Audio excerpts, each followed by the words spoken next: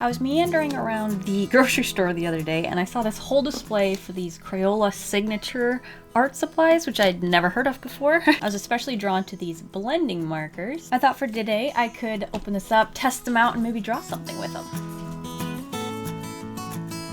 Now, if you're familiar with Crayola, it's kind of like the go-to cheap art supply. Like, it's what kids use, but usually they cost about $3 for maybe 10.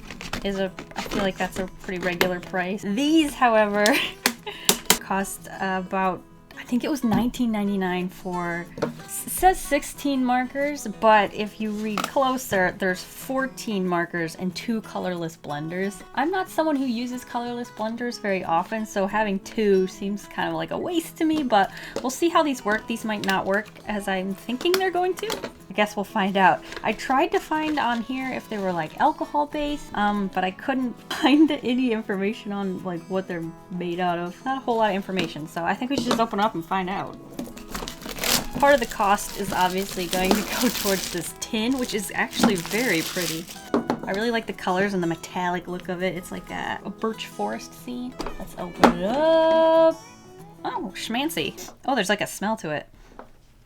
And then there's these little plastic trays. And then we have all of the 16 markers in there. So if we pick one up and look a little closer. Oh, they're very short. It's got a long cap and a pretty short barrel, but it's long enough to fit my hand. Yeah, but there's definitely a smell coming from these that I wasn't expecting. And then the grip is in a matching color with the lid, and then they all have black barrels with the metallic font. And then you have the color. So the colors included are bubblegum, red. Oh, I love this one. Wisteria. What's your favorite color? Oh, mine's wisteria. Is that even how you pronounce that? Violet. Ooh, this one's pretty too. Cornflower. We'll definitely swatch them and see if they match the caps. This one's blue, sea green, green, yellow, canary, peach, orange, slate, black, and then the 2 colorless blenders. So I'm guessing that these are alcohol based, even though it doesn't say anywhere, so we'll find out. They're marketed as blending markers, which means you can blend colors together, I assume. Here we have all the colors, and then the tin. So there's gonna be a lot of space in that tin for maybe you could hold paper in there if you needed, because this is the markers without the trays. I totally forgot to mention, but they are brush tip. I need to swatch these out. I was reading, I was looking at this, and I just realized it says it works best on the blending marker paper, which I didn't pick up. But I do have Winsor & Newton marker paper, which I'm hoping is kind of similar. So I thought maybe we could swatch these out on here. Let's start with the bubblegum. Okay, so these are very bright and saturated. There's definitely, I keep mentioning that smell. And they're brush tips, so you can get some fine points and some thick. You keep going over the same place. Does it get darker? Looks like it might. Now, swatching these is all good and well, but the purpose of these markers is supposed to be that they can blend. So once I'm finished swatching these, oh man, I love that color. We'll definitely have to play around with blending them. The smell isn't quite like a Copic marker smell. It reminds me more of like a dry erase marker. It's definitely got a softer brush nib than some of the more expensive art supplies I've tried. So like when you try to get a finer point, there's a little bit of give, so it comes a little bit wider than maybe you would like. But when it comes to coloring in larger areas, that's really not a problem, just if you're trying to get some fine details. And if you have a lighter hand than me, you're not gonna have that problem either. That actually matches the cap very well, I'm surprised. I mean, this is a bit brighter, but I'm liking it. Uh-oh, is that one dry? I think we might have a dry marker. Another thing about these markers that I didn't mention is they feel very light. This one especially. Oh, I think I've got an empty one. No! That for $20, eek! Got an empty, this one definitely feels empty. I don't know if you can open it up and check. No, I think we got a dead one. That's unfortunate. These are fluorescent looking. I'd be interested to see what they look like after you give them a little time. That one didn't really match the cap. How dark this slate is. Ooh, that's got a blue tint to it. I like that color, actually. Alright, and then we have these 2 colorless blenders. But why don't we make a little mark All right, and then the color splender is gonna obviously pick up a little bit of ink, so you may need to clean it off, which I guess is why they probably included 2 colorless blenders. Now the purpose of the color splender is obviously to help blend 2 colors together, but you'll see where I went over it, some of these colors react a little bit differently to the colorless blender, and you can see they become a little bit lighter and brighter. And then some of them, it doesn't really change much at all. So there we have all of these swatches of each of the colors that came with it. Unfortunately, the yellow one is pretty much dead, and I can tell because it just feels significantly lighter than the other ones. None of these pens feel particularly heavy. Like if I were to compare it to like a Copic marker, the weight difference is substantial. I'm gonna guess these don't have a significant amount of ink in them, especially since like the barrel's pretty short too. But these are called blending markers, so let's see how well they blend. Well, not this one, this one's dead. Let's start with something easy like these 2 orange colors, which are very similar, the peach and the orange. Try to blend out the color. I'm definitely seeing like steps of color, not the smoothest gradient. Go peach, then switch to orange. And switch back to peach.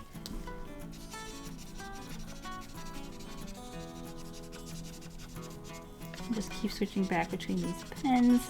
Hopefully get a smoother gradient. Then of course you can always grab the colorless blender and try and blend it even more. Okay, I definitely did better on the second go. Well, why don't we try and gradient that orange, or the peach, I guess that's actually peach, into the canary. It definitely seems to matter which color you put down first. Like the color that goes down first sticks. And then the color that goes on top seems to be able to smudge around. I'm having a hard time putting the peach over top of the canary. And then where that had dried, there's a harsh line. So I'm still not entirely sure, even after using them, what these are made out of. I assume the smell must mean there's definitely some chemical in there. So keep away from clothes. It may bleed through paper. Protect clothing during use and cover work surfaces to avoid staining. Let me just demonstrate a little bit with like a Copic marker to show you how those would work. Copic marker costs like 10 times the price of this, but I just want to show you what I'm thinking of when I use these and what I'm like comparing it to. Let me show you how these blend. Like you can tell that that color is different from that color, but you can't see like a harsh line anywhere in between the two, you know? So that's like the metric I'm using to sort of compare these. However, if you notice, that's with 3 separate Copic markers though. I don't own every Copic marker known to man, so there may be some Copic markers that are more similar to those colors, but these are the closest I have. And just comparing them, these are definitely duller than the Crayola, but I thought it'd be cool to maybe compare these markers to original Crayolas and see if the colors are very similar and see how they work together. Okay, definitely a very similar color. So there's definitely a quality difference between these two, which I would hope because the cost is different. Because I assume that's what Crayola is competing with, is itself. So let's see how well Crayola Magic Markers blend together. Yeah, if I keep going over the same place, the paper's actually just ripping up. So this ink is definitely not as kind to the paper as the Crayola Signature is. See that the paper's kind of like beating up and it really doesn't enjoy that ink as much. Actually, why don't we try the colorless blender on top of the original? See if anything happens. Not seeing... Yeah, I'm not seeing a difference. Ooh, look at the difference between the wet and the dry of peach. Significant. Yes, you can build them up and get darker tones, and then you can go over it with like the colorless blender and get a lighter tone, which is fun. Let me do one last test here. See if I can fill a large area with solid color without streaks. Okay, yeah, that's pretty cool. That's making me really like these markers. I think I would have been all over these markers like 15 years ago, especially since the only other markers I had accessible to me were these magic markers. See if I try to do the same thing. Oh, this one's kind of drying out because these are older than dirt, but this is a better example.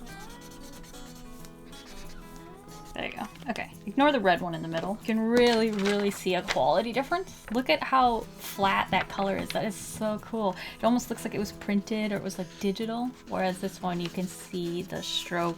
Going into this, I had no idea really what to expect, but after swatching them, I haven't like used them for an illustration yet, but after swatching them, I'm pretty sure like Crayola has the elementary school marker down. Like I'm pretty sure anyone in elementary school has a set of these. I think their signature brand is kind of gearing towards middle school is what I'm feeling. These are like a step up, but they're not quite, you know, super expensive art supplies.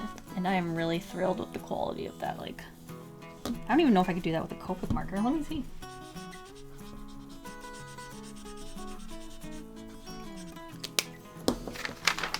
Okay, I can get a similar coverage with the Copic marker.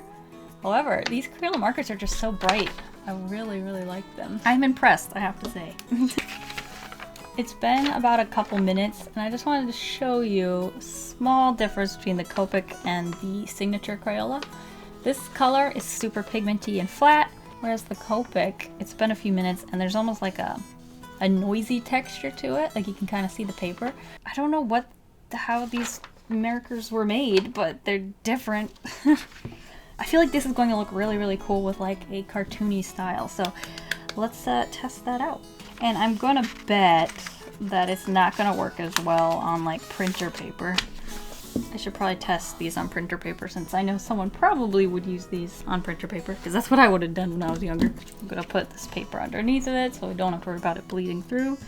And let's see if I can get a similar coverage as I did with that. If I can, that would be amazing. Oh, wait a minute. Okay, I'm impressed. The paper's definitely not holding up as well, like it wants to eat away at it, but look at that. I actually have to go over it more, I feel like, with the Copic to get the same. Okay, now on the printer paper, the Crayola Signature is getting that noisy texture. And look how much it bled through. Holy moly. Let me just sketch out something simple where I can use these nice flat washes. I think it's gonna look really, really cool. I'm really excited. I think if I could just make them fit on the paper here. I didn't do enough planning of this pose before I started sketching in the details. Now, something this set definitely doesn't have is any sort of skin tones. So maybe we should make this character non-human. Looks like she's posing for like an album cover or something. Ooh, I really like the way that hand turned out. Go me. Probably need to give her some clothes. I think it would contrast with like the devil horns if she's like dressed super innocent. That'd be kind of cute, wouldn't it? What if they're heart-shaped buttons? Cute. How do I incorporate the heart shape to the shorts? I think I'm gonna make the short more like a romper that's underneath this. Ooh, they could be shorts with like ruffles on them. So it kind of just looks like a really poorly drawn skirt. Maybe we should just make it a skirt. And you can have tights that has hearts. Oh, and I can color the tights in and then use the colorless blender to make the hearts. And I want to give her some Doc Martens.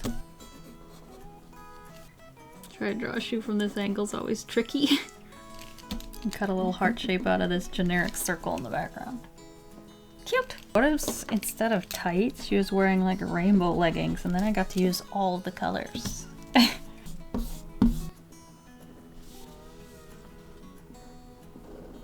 One boot down. Okay, now this back boot that's kind of tricky. There we go. Just fully erase the rest of the pencil. I don't want to have to worry about that interfering with the markers.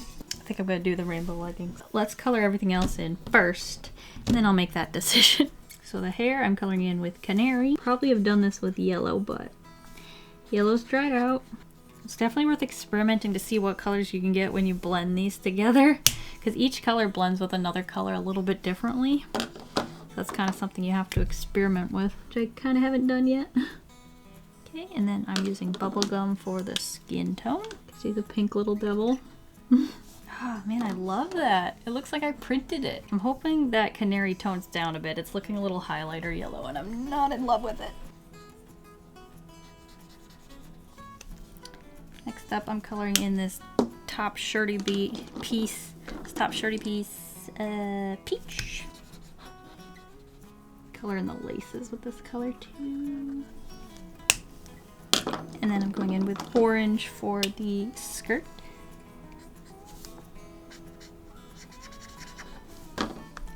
can go over that color. Make some lips. Don't love that, but oh well. Oh, and then the boots.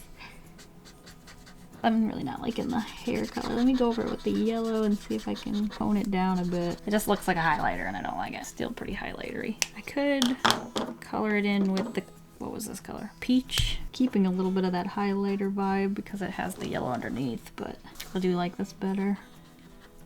Wow, see, that's like a completely different color. So that's peach on its own, and then this is peach on top of canary.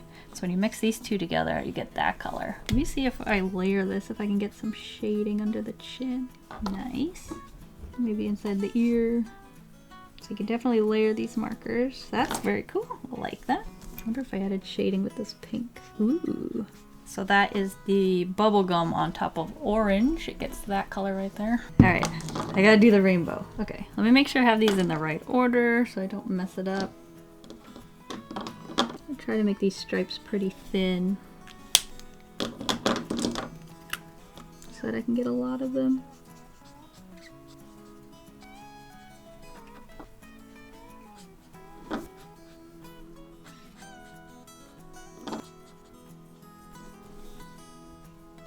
Ta-da!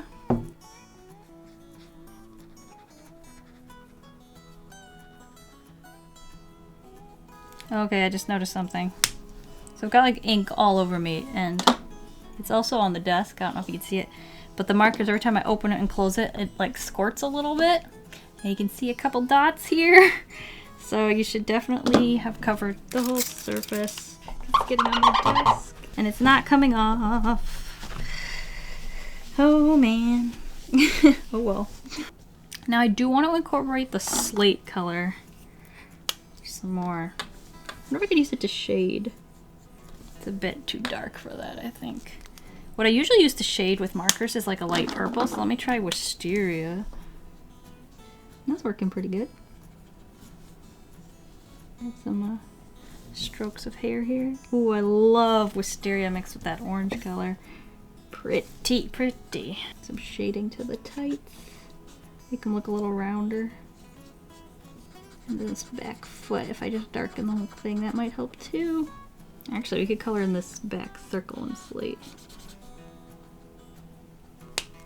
There we go. What do you think? I think I'm gonna go in with the black and color in the eyes a bit darker. I betcha I could go over with a white gel pen here. The Signo Uniball white gel pen, my fave. And outline the character maybe. Ta-da! Oh, what I didn't do is I didn't use the color of Splendor, did I? Why don't we add stripes? What if I put horizontal stripes on this thing? Since there's already stripes on that and this. Looks like a bee. That's actually really cute. So you definitely have to experiment and see which colors do what with what colors and mix them together and do a lot more testing. So huge eyes now. Yeah, I'm actually very impressed. I really enjoyed using these markers. I think if I was like 12 through 15, these would have been, oh, these would have been amazing. I wish they had made them when I was that age, because they're definitely a very good like medium point between like Crayola markers and Ohu or Copic. So very cool. If these are something that's accessible to you and you really like the way they work, I think these are totally a good purchase and worth the $20. But unless they dry out very fast, because like I said, they're very light, and this yellow one was already dried out. I don't know, I've had it laying sideways. No, it's still dead. So I'm a little worried that they might dry out very fast, but other than that, I really enjoyed using them. I love how bright and like poppy the colors all are. They're all vibrant, which can also make them a little bit trickier to use because they aren't really, you don't get a lot of different tones to work with, but I'm really, really happy with it. I kind of wish though they included more colors and maybe just one colorless blender would be my recommendation. What does that look like? Ooh, that looks cool on the other side. As always, I'll have all the supplies I used linked in my description. Hope this was insightful in some way. Thank you guys for watching. I'll see you guys all next week, and I hope you have a delicious evening full of waffles. Bye!